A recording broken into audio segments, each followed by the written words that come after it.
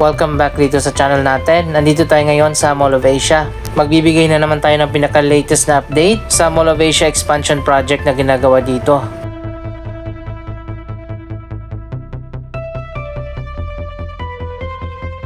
Nailagay na nga yung bagong logo dito at dito naman sa baba nagbukas na ang National Bookstore sa dati nitong pwesto bago pa nagkaroon ng renovation.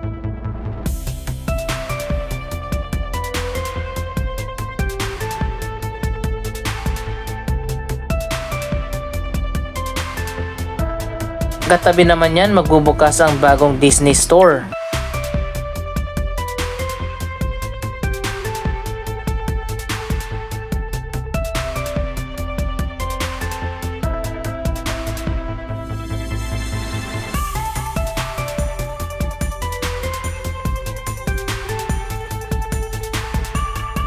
Natapos na nga yung finishing dito sa harap ng mall. Isa pang bagong project na sisimulan na itayo dito, ang bagong office building na 6 Ecom Tower.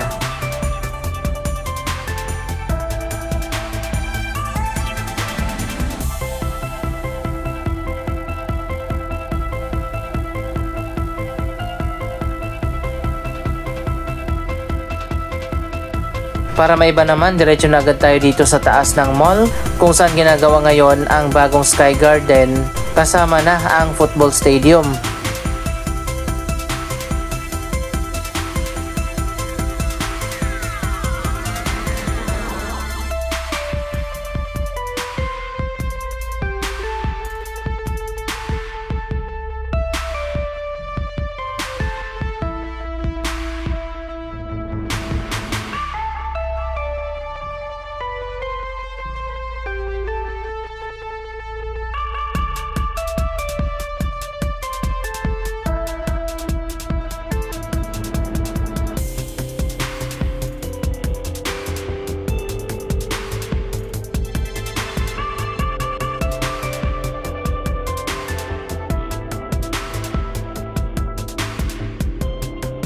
Ayon pa sa mga unang design na nakita natin online, ganito yung magiging itsura dyan sa taas kapag natapos na ang project na yan.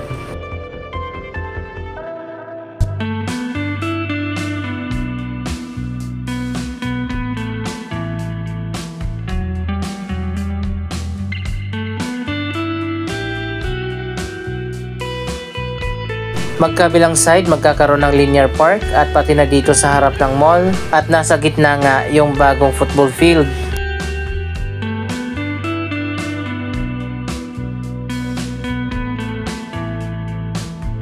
Yan ang mga bagong attraction dito sa Mall of Asia Expansion Project.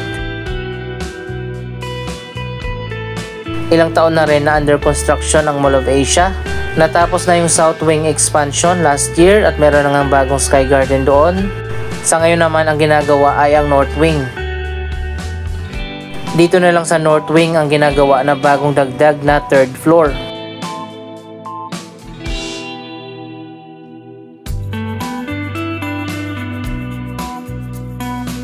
Ito na yung isa sa mga hagdanan ng paakyat doon sa roof deck. Matagal lang tapos yung mga hagdanan na ito na naka-ready na. Yung mga escalator kapag binuksan na yan, siguro mga December, pwede na tayong umakyat dyan sa taas. Ito na yung bahagi ng North Wing na tapos na at binuksan na. Ang mga bagong stores naman dito ay mag-o-open na rin soon. Sarado pa sa ngayon itong mga escalator na paakyat doon sa taas.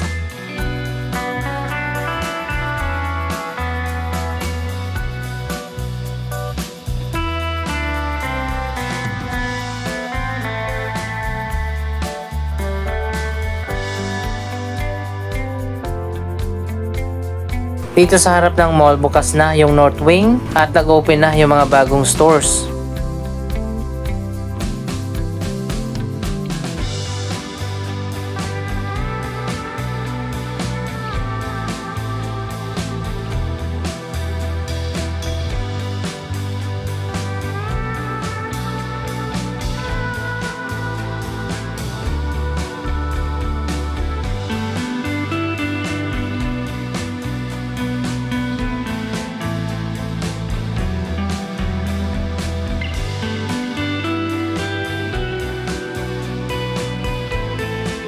Isa pa sa bagong addition ng Mall of Asia Expansion Project ang paglalagay ng special roofing system na transparent. Ito yung tinatawag na skylight, kung saan pumapasok yung liwanag na galing sa labas pero hindi mainit dito sa loob.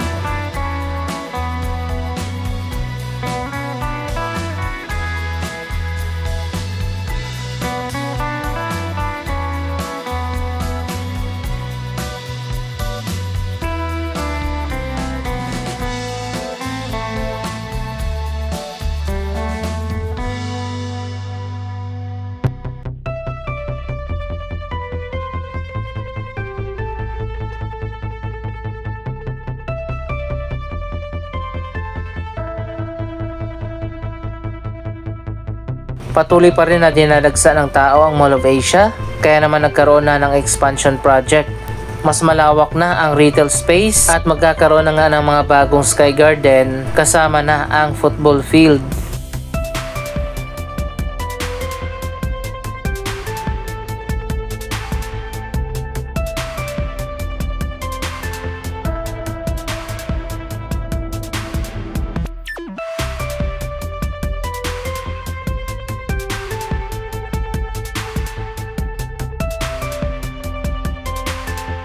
Ano kaya magiging itsura ng bagong Sky Garden dyan sa taas?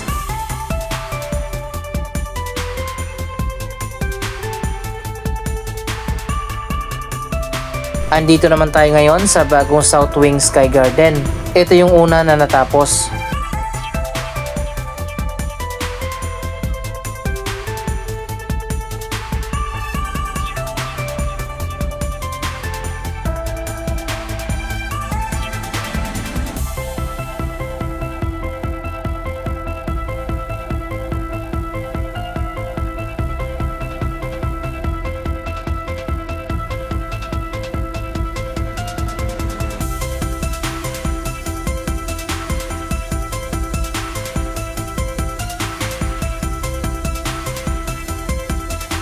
Sa tingin ko ganito rin kalawak yung ginagawa ng bagong Sky Garden doon sa North Wing.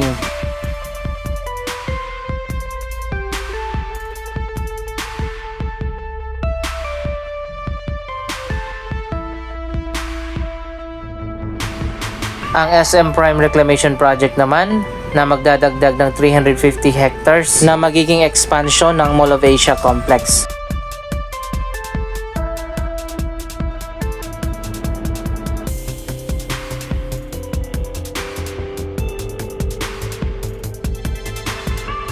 Hala, ang laki ng sunog doon sa may Cavite City siguro yan.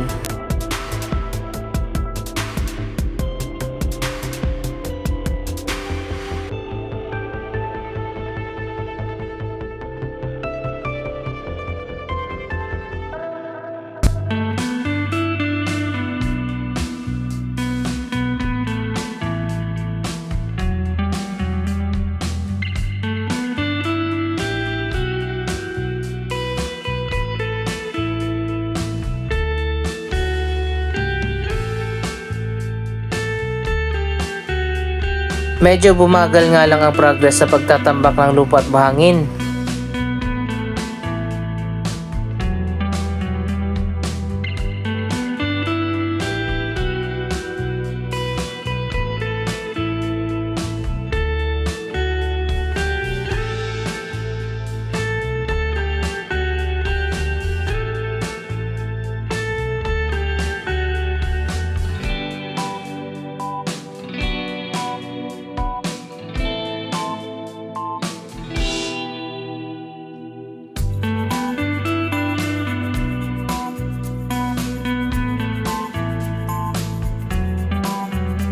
Naging popular na nga ng bagong pasyalan at tambayan ang bagong Sky Garden.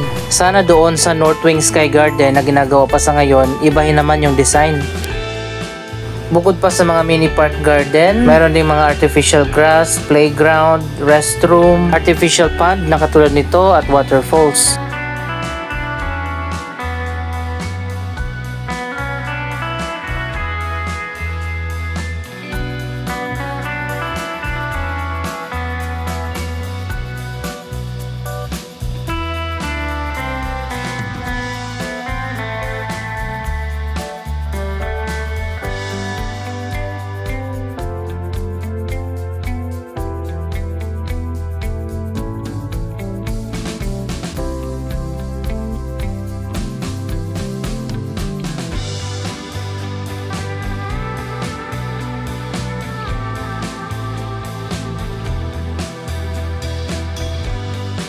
Ang daming tao dito ngayon sa seaside. Kailangan na talaga na mag-expand o lawakan pa ang area ng Mall of Asia Complex.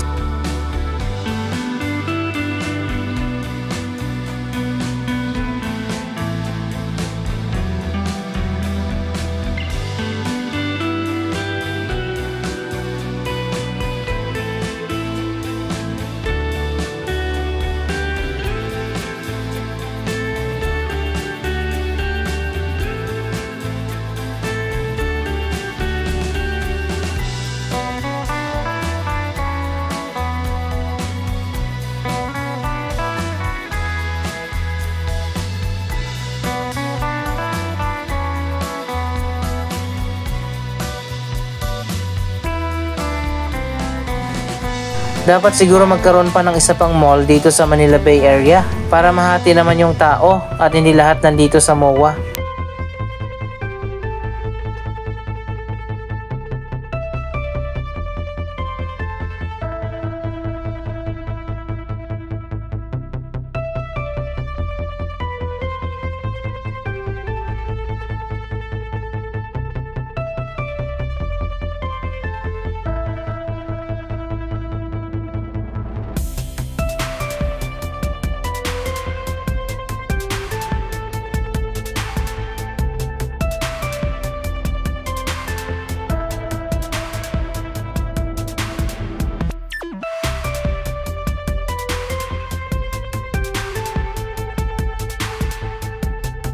So ayan guys, dito sa likod, ito na ang latest na progress sa North Wing Sky Garden.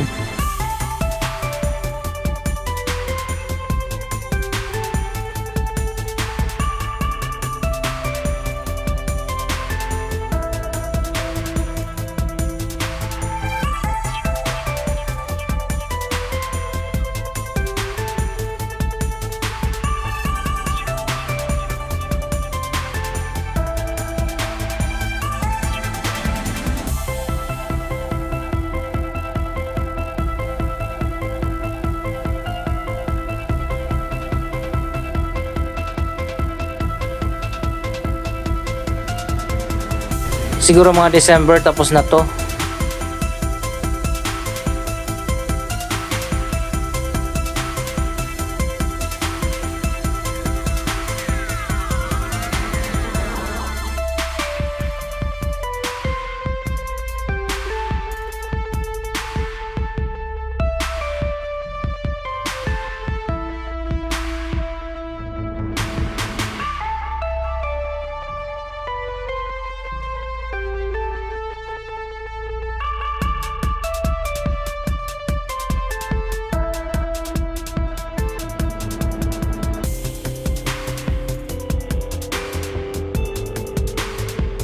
Kahit saan ka lumingon dito sa Mall of Asia Complex, napakaraming tao.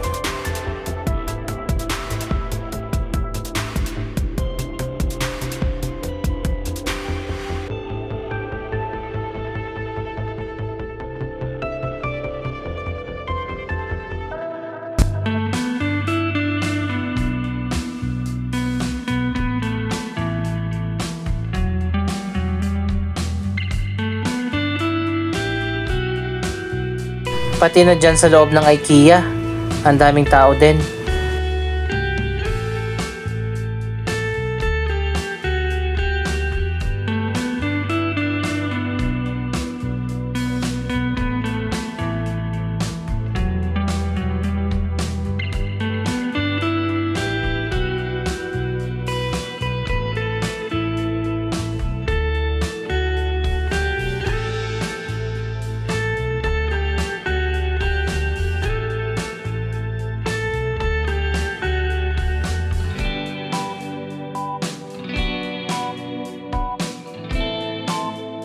Anong masasabi nyo sa progress ng iba't ibang mga proyekto dito sa Mall of Asia Complex?